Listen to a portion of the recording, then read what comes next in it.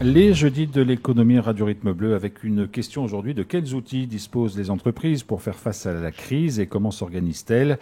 Ce sont surtout des témoignages donc, que nous vous proposons aujourd'hui dans cette émission avec trois invités. Danielle Braud de la Haye, qui est présidente d'Aboro, Antoine de Palmas de Néodel Sominco et Eric Vlaminck de la société Link. Bonjour à tous les trois. Bonjour. Bonjour. Et merci d'avoir accepté notre invitation. Peut-être très rapidement quand même pour savoir qui parle autour de ce micro. Est-ce que vous pouvez rapidement nous présenter vos sociétés respectives, leur activité, éventuellement le nombre de personnes qui y travaillent? Antoine de Palmas.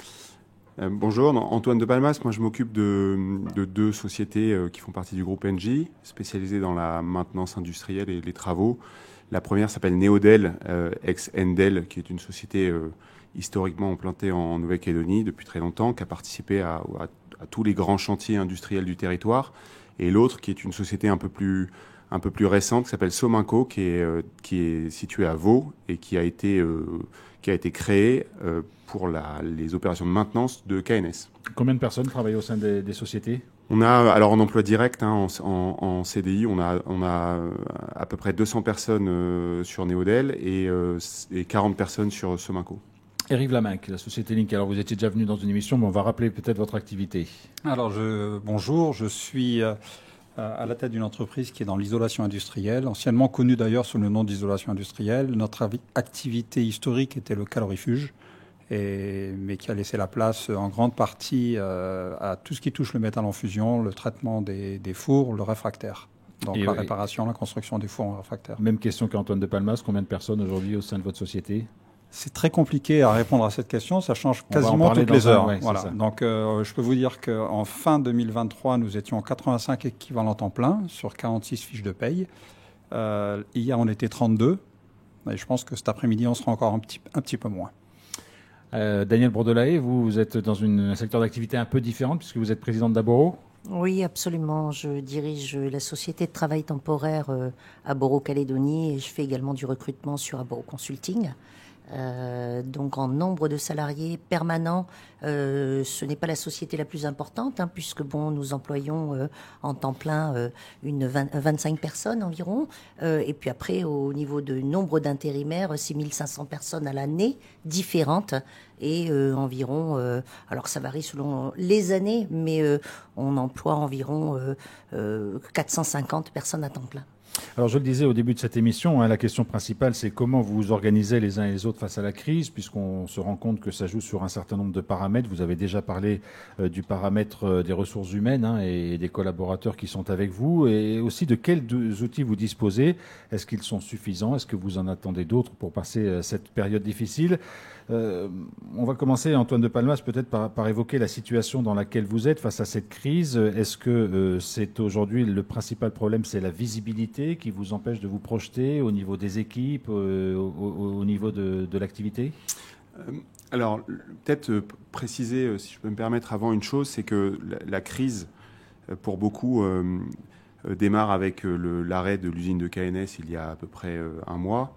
Je pense qu'il est important de préciser que la crise, en tout cas dans le secteur des usines et de la maintenance, qui est notre métier, a commencé au début de l'année dernière. Et on a une baisse d'activité assez régulière depuis le début de l'année dernière. En fait, c'est les difficultés de la SLN, et puis les difficultés de Prony Ressources en fin d'année et celles de KNS en début d'année. Donc, pardonnez-moi, et si on dépasse le simple secteur industriel, cette crise a été précédée aussi par les difficultés de la période Covid. Et on a la période Covid, donc il y a un effet boule de neige. Donc en fait, depuis plusieurs années, on a une absence de visibilité. On a des carnets de commandes pour des sociétés comme les nôtres, qui sont des sociétés importantes, qui sont des carnets de commandes extrêmement réduits en termes de prévision. C'est vrai que les années précédentes, on avait des carnets de commandes très faibles, donc peu de visibilité, mais des projets et des opérations ou des arrêts techniques dans les usines qui nous faisaient dire qu'à un moment ou un autre, le travail allait arriver. Depuis le début de l'année, on a quelque chose d'assez fondamental qui a changé, c'est qu'on a à la fois pas de visibilité et à la fois des carnets de commandes qui sont complètement vides. Et donc oui, comme le disait Eric, on gère à la journée, à la semaine, souvent à la journée, les plannings. Et aujourd'hui, on est dans l'incapacité de donner du travail à l'ensemble de nos employés, en sachant qu'on a des emplois directs, mais on fait travailler beaucoup de sous-traitants dans notre sillage. Et ces gens-là sont déjà sans emploi depuis plusieurs semaines, plusieurs mois, parce qu'on a variabilisé au maximum Donc on a fait les sous-traitants, puis les CDD, et puis là on a les CDI, et aujourd'hui on a du mal à donner du travail à tous nos salariés. Mais alors comment faites-vous? Parce que vous dites, Eric Vlamin, vous le disiez, ce matin on est à temps, cet après-midi on ne sait pas combien on sera. Comment on peut jouer comme ça sur la masse salariale et le nombre d'employés? Alors on ne joue pas avec la masse salariale malheureusement, enfin heureusement, mais en fait ce qui se passe c'est que on arbitre entre deux choses. L'économie d'un côté, qu'est-ce qu'on est capable de faire au niveau économique par rapport aux perspectives qu'on a, et aujourd'hui elles sont extrêmement faibles, et de l'autre côté, les compétences. Donc il y a des compétences dont on ne peut pas se défaire, mais on n'aura pas le choix parce qu'on en a déjà perdu une partie. Et l'arbitrage du chef d'entreprise, c'est se dire à quel prix je conserve telle ou telle compétence. Les outils, on les connaît, c'est ceux qui existent. Il n'y en a pas 150. Aujourd'hui, beaucoup parlent de chômage partiel. On attend les résultats des votes qui sont en cours pour savoir quelles sont les modalités d'application et si on est tous ou pas éligibles au chômage partiel. Je pense que Daniel aura... spécifique en plus. Déjà, le chômage partiel classique, ce serait bien de l'avoir. Louis Mapou a indiqué hier qu'il ne garantissait pas la possibilité de pouvoir le reconduire après 3 mois parce qu'il n'y aurait plus d'argent. Et en même temps, c'est une expression que les gens utilisent beaucoup en ce moment, en même temps, on n'a pas le temps. Et ce qui est en train de se passer est criminel, parce qu'on a un outil qui nous est proposé, qui nous est donné avec une main tendue de l'État sous la forme d'un pack nickel. Chaque jour est important. Ce pack nickel, c'est une bouffée d'oxygène. Alors le mieux est l'ennemi du bien, on pourra toujours faire quelque chose de mieux, mais il existe, il est là. Et il amène des solutions. Ces solutions vont pouvoir amener des perspectives et donner un minimum de confiance. Sans confiance, on ne peut rien faire. C'est notre moteur, c'est la confiance. C'est comme ça qu'on l'alimente, quoi. Il nous faut de la confiance. Et s'il n'y a pas de confiance, il n'y aura pas d'investisseurs non plus. Donc, tout aujourd'hui, la priorité, c'est la signature du pack nickel. Une fois qu'on aura le pack nickel, il y a des outils qui vont découler de la signature de ce pacte. Et après, on pourra commencer à faire quelque chose. Mais aujourd'hui, on ne peut rien faire. Et on n'a pas le temps. Alors parlons de cette allocation chômage partiel qui est à l'étude ce matin au Congrès. Daniel Brodelaï, c'est vraiment un outil qui permettra quand même d'avoir justement un peu de visibilité, ou en tout cas qui permettra aux entreprises d'un peu mieux s'organiser? Alors c'est un petit peu compliqué pour moi pour vous y répondre, puisque en tant que société de travail temporaire, nous clairement, on nous a laissé entendre qu'on n'aurait droit à rien. Donc ça veut dire qu'on précarise 2 fois plus les personnes qui elles-mêmes sont déjà en précarité et sont déjà sur le bord de la route, parce que si je peux simplement vous donner un chiffre, par exemple sur le Nord, on avait plus de 60 personnes qui travaillaient, du jour au lendemain, personne, zéro contrat, plus rien. C'est des travailleurs intérimaires ou des intérimaires, oui. des intérimaires, on en avait plus de 60. Donc du jour au lendemain, tout s'est arrêté. Donc ceux-là ont bénéficié de ce qu'on appelle leur prime de précarité et leur congé payé. Mais derrière, je ne sais pas ce à quoi ils auront droit. Et même chose pour notre personnel permanent. On nous a dit, vos personnels permanents, on ne sait pas s'ils y auront droit ou ils n'y auront pas droit. En tout cas, à l'heure actuelle, on a réussi à s'organiser parce qu'on a des structures légères. Pour autant, il n'y a absolument pas de visibilité non plus. On n'a pas d'outils réels, d'autant plus que sur le chômage partiel, de ce que j'ai compris et de ce qui a été par le passé, c'est que c'est à vous d'avancer les fonds.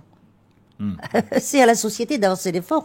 Donc c'est la société... Pour se faire rembourser éventuellement. Absolument, après. Éventuellement, et on n'est pas sûr. Donc ça veut quand même vraiment dire que là, c'est la double peine. C'est-à-dire que lorsque vous n'avez plus d'activité, puisque là c'est le cas, plus d'activité... malheureusement, il faut quand même encore décaisser, et sans visibilité derrière et sans savoir si on sera à un moment donné remboursé ou non. Donc, Antoine de Palmas. Oui, en effet. Alors pour l'ensemble de l'entreprise, le sujet est déjà de savoir s'il y a de la trésorerie et la capacité à financer la baisse d'activité. Ça, c'est le premier point. Sur le chômage partiel, donc il y a 2 types de chômage partiel. Les chômage partiel classiques qui offrent des standards sociaux qui sont quand même très très bas. Il faut le souligner, c'est que 60% du SMG. 60% du SMG, quel que soit le salaire de base de la personne. Donc il n'y a pas de proportionnalité au salaire, et les gens ont un train de vie qui est proportionnel à leur salaire. Donc c'est vrai qu'on a milité, nous, les organisations patronales, pour essayer de faire en sorte qu'en effet il y ait une mesure spécifique qui soit donnée et qui permette aux gens de continuer à vivre dignement alors qu'une activité est plus basse. C'est le chômage partiel spécial. Et comme le disait Eric, Alors c'est une mesure d'urgence et on peut remercier le gouvernement et les élus d'avoir fait le travail, mais l'urgence est relative dans la mesure où on a déjà un mois, nous ça fait déjà un mois qu'on est quasiment à zéro sur certaines activités et on n'a toujours pas d'accord ou de capacité à le mettre. Le dernier point, c'est que le chômage partiel, c'est une mesure temporaire. Le chômage partiel veut dire qu'on considère et qu'on croit qu'il va y avoir une reprise et un retour. Et donc dans tous les cas, le chômage partiel n'a pas vocation à durer des années. Donc il est limité à 3 mois, c'est ce qu'on entend. Si au bout de 3 mois, les choses n'ont pas fondamentalement changé, les entreprises, celles qui auront survécu et qui auront eu la trésorerie, devront se redimensionner. Et à ce moment-là, ça veut dire des licenciements et la direction vers le chômage pour certaines personnes, avec une économie qui est elle-même, comme vous le disiez, fragilisée. Nous, dans nos métiers, les gens peuvent éventuellement aller vers le bâtiment, mais le bâtiment est lui-même en difficulté. Donc, on sent qu'on est quand même dans une forme d'impasse. Donc voilà, moi, évidemment, on fait tout et on croit que les choses vont repartir. On tâche de garder nos compétences. Mais c'est vrai qu'à un moment, si jamais on sait que ça ne reviendra pas à l'étape d'avant, il faudra passer à l'étape d'après. Oui, Eric Vleminck. En fait, il y a deux choses qui sont... Enfin, beaucoup de choses importantes ont été dites, mais Antoine vient de parler de trésorerie. Et aujourd'hui, vous nous avez demandé quels étaient les outils qui étaient à notre disposition. Un des outils, c'est de pouvoir négocier les départs. Donc, typiquement, on fait venir la personne, on leur dit, voilà, ce qui va se passer, c'est ça, ça va prendre un certain temps. On négocie en disant, voilà ce qu'on te propose, mais on arrête l'hémorragie tout de suite, quoi. Tu pars bientôt. Pour pouvoir faire ça, il faut avoir les moyens de le faire. Payer le préavis d'une personne, aujourd'hui, quand il n'y a pas d'activité, c'est compliqué, parce qu'il faut avoir les mois d'avance. Mais quand vous en avez 2, 3, 4, 5, une dizaine, une quinzaine qui viennent, vous ne pouvez plus le faire. Donc, il y a une double injustice, c'est le manque d'activité et pour ceux qui n'ont pas de trésorerie, l'impossibilité de pouvoir se retourner. Donc ça c'est un gros souci. L'autre phénomène que l'on observe, c'est que Daniel parlait de précarité. Son métier est basé sur, on va dire, la gestion d'emplois précaires. C'est le principe un petit peu... des qui gens en période faste peut être une façon de travailler que certains choisissent. Mais bien sûr. Aujourd'hui, elle est plutôt subie. Mais bien sûr, parce qu'il y a toujours eu un volant d'activité qui faisait que on fait un petit peu d'intérim et puis après on va s'arrêter, puis on reprend un petit peu d'intérim. Donc les gens se contentent de ça. Et ça fonctionne parce qu'il y a un volant d'activité, il y a un volume qui fait que il y a un cycle, on s'adapte par rapport à ces cycles et on s'organise par rapport à ces cycles. Aujourd'hui, les gens ont été éduqués comme ça. Donc ils prennent un petit billet, ils disent ok, je touche ma prime de précarité, je pars chez moi. Mais quand ils vont revenir dans 15 jours, 3 semaines, on tape à la porte, il n'y aura rien. Et là, il va y avoir le deuxième effet, puis la troisième, la quatrième vague. On est vraiment au début. Et c'est pour ça que le calendrier des entreprises aujourd'hui n'est pas le même que celui de ceux qui ont les clés pour nous donner les outils dont on a besoin. Ça, c'est un autre problème. Daniel Bourdelaye, est-ce que vous constatez un afflux de personnes nouvelles qui viennent chercher du travail, j'allais dire presque à tout prix, même si ce n'est pas forcément la bonne formule? Alors en Calédonie, non, on n'a pas ces afflux-là. Ce qui est quand même très paradoxal, c'est que tout le monde nous dit, écoutez, moi je vais faire mes papiers pour le chômage pour l'instant, et puis on verra à la fin du chômage ce qu'il en est. Donc non, les gens ne se précipitent pas, contrairement à ce qu'on peut penser.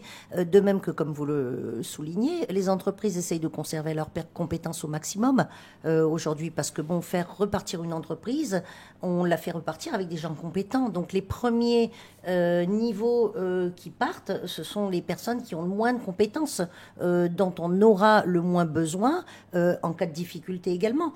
Donc ces personnes qui n'ont pas particulièrement, ou qui n'ont pas des compétences affirmées, c'est très compliqué de... On peut essayer de les rebasculer sur d'autres métiers également, mais nous, on a toujours jonglé sur les différents secteurs d'activité. Sauf qu'aujourd'hui, on ne peut pas jongler. Le BTP, il n'y en a plus déjà depuis 4-5 ans. Donc, on repart sur de l'industrie. L'industrie, il n'y en a plus non plus.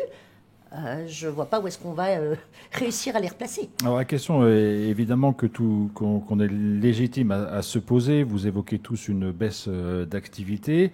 On sait que les choses peuvent aussi repartir puisque vous essayez de garder vos compétences le plus possible au cas où les choses repartent. Mais dans quel état d'esprit êtes-vous aujourd'hui? Est-ce que vous êtes à vous dire on fait tout ce qu'il faut pour sauvegarder le plus longtemps ce qui est sauvegardable, ou est-ce que vous êtes en train de vous dire parfois mais malheureusement, on va vers la catastrophe, Antoine de Palmas. Enfin, je pense qu'il faut rester positif et il faut continuer d'y croire, sans quoi on arrête tout de suite et puis on ne s'occupe pas d'entreprise. Mais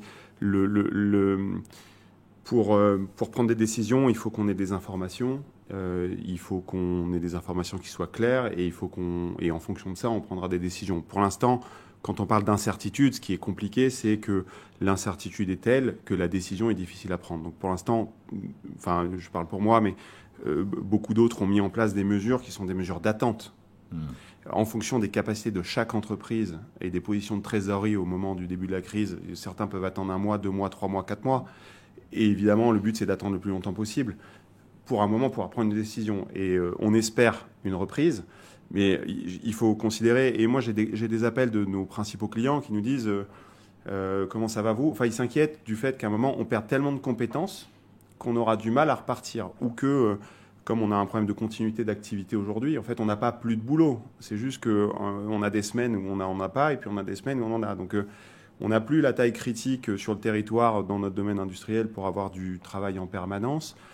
Donc voilà, donc nous, la question, ça va être de trouver les équilibres. Les mesures temporaires et les mesures d'aide, elles vont servir à amortir un peu ces creux. Mais à un moment, il y a des arbitrages qui sont faits. On a des départs qu'on ne peut pas retenir. On parlait tout à l'heure des mesures. Nous, on ne remplace pas les départs depuis quelques mois déjà. Donc les effectifs ne font que de diminuer. Ces départs qu'on ne remplace pas, c'est des compétences qu'on n'a pas conservées dans l'entreprise, des savoirs qu'on n'a pas transférés. Et donc finalement, on a quand même une perte de savoir. Il faut le...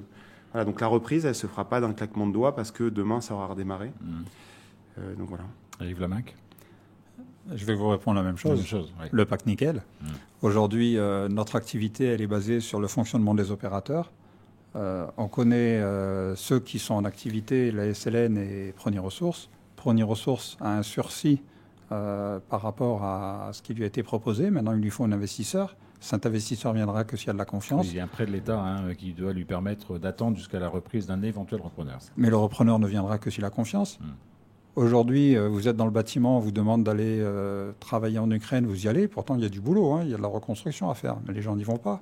Et qu'est-ce qu'on montre au reste du monde ?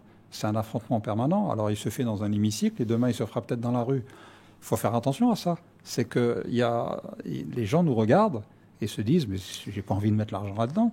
Et dans quel état d'esprit sont les salariés, sont votre personnel? Vous en discutez avec eux? Vous sentez que ça réagit comment? Très inquiet. Très inquiet. Alors, on a un petit peu d'activité, donc les gens se focalisent sur leur activité. Ceux qui seront sollicités à l'extérieur partiront. Et c'est ça le problème aussi des compétences, c'est que les compétences dans les métiers spécifiques, ils commencent à regarder ce qui peut se passer ailleurs parce qu'ils se disent, à un certain moment, ils ont une vie à mener, une carrière à gérer, donc ils peuvent partir.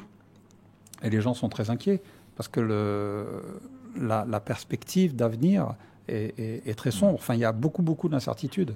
Encore une fois, il nous faut de la confiance. Vous constatez aussi cette inquiétude, Antoine de Palmas? Oui, et je vais juste témoigner un peu quand même pour mes collègues du Nord, parce qu'on a 50 personnes, enfin presque, on avait 50 personnes, on en a 40 qui sont du Nord, qui sont des gens qui font partie de l'entreprise, qui habitent dans le Nord, et ils vivent des moments extrêmement compliqués.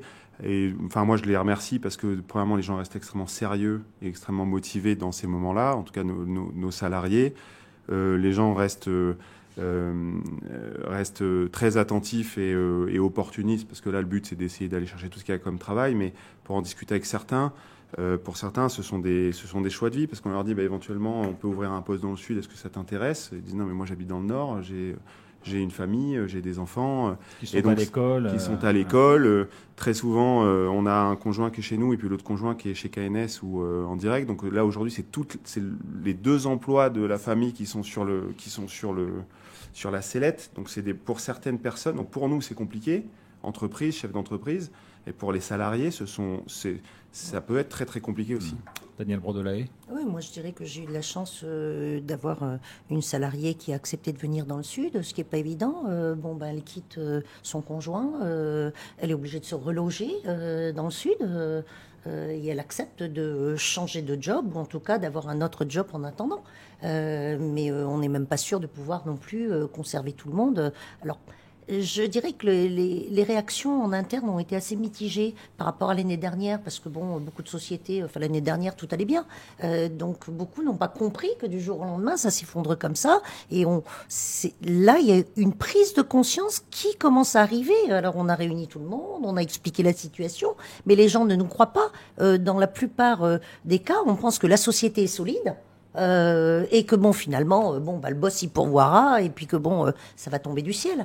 On voit pas toutes les difficultés liées à la trésorerie, liées à l'activité. On pense qu'à partir du moment où on a fait une bonne année, ça y est, on se l'est mis dans la poche. Non, malheureusement, c'est pas comme ça que ça marche. Et alors, à propos de gestion de la trésorerie, notamment dans cette période difficile, pour rien vous cacher, on aurait aimé avoir un banquier sur ce plateau. Ça n'a pas été possible pour différentes raisons. Est-ce que aujourd'hui, vous avez, dans les difficultés que vous rencontrez, une oreille attentive de la part des organismes bancaires sur des reports éventuels de prêts, sur un étalement de charges? Enfin voilà, est-ce que vous sentez que c'est un secteur aussi qui joue le jeu, Eric Vlaminck? Alors, je vais vous dire oui. On les interrogera si on peut, hein, bien sûr. Oui, mais vous pouvez, parce que moi j'ai vu ma banque il y a quelques jours et concernant notre entreprise, ils sont venus avec des propositions. Alors, il s'avère que derrière, on m'a dit, j'ai vu le résultat du Cotec, où on dit les banques ne jouent pas le jeu. Il faut savoir qu'une banque, qu'on en pense du bien ou du mal, elle a un niveau d'intervention que quand c'est possible d'intervenir. Quand c'est trop tard, elle ne peut plus rien faire. C'est-à-dire que quand il n'y a plus d'argent, il n'y a plus d'argent. Donc, une banque n'est pas là pour vous prêter de l'argent, elle est là pour aménager les outils qui sont en place. Nous, ce qu'ils nous proposent aujourd'hui, c'est de différer des échéances quand on a des engagements financiers, que ce soit au niveau du capital ou que ce soit au niveau des intérêts d'emprunt. On étudie différentes solutions de façon à rééchelonner notre dette. Un problème n'arrivant jamais seul, les taux d'intérêt sont au plus haut.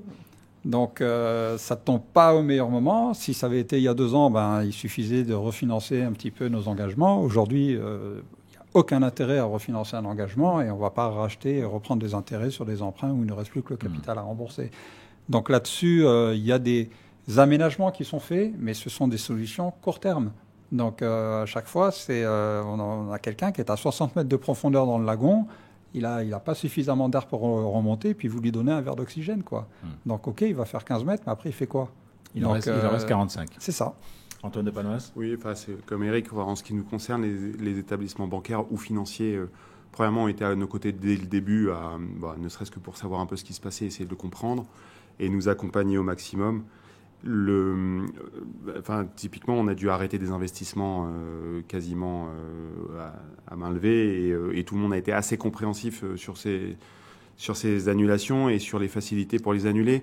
Mais c'est vrai que pour en discuter avec certains confrères, je pense que c'est pas notre cas, mais on a quand même plusieurs années de crise entre le Covid et tout ce qui en a suivi, où on a des entreprises qui ont cumulé des PGE, qui ont cumulé divers emprunts et divers dispositifs pour avoir un peu de trésorerie. Et en fait, c'est un peu le tas de sable qui a repoussé tous les ans, et à un moment, le tas de sable, il va être difficile à repousser. Donc, un peu comme la Calédonie. Oui, voilà. Daniel Brodelet. Je dis un peu comme la Calédonie. On repousse le tas de sable à chaque fois. Oui, mais enfin bon, il va falloir... C'est le même système. Il va falloir que le château se construise à la fin, en espérant que ce ne soit pas un château de sable. Merci beaucoup à tous les trois, en tout cas, d'être venus dans cette émission pour témoigner des difficultés et aussi des pistes qui sont à votre disposition pour essayer de faire face à cette crise.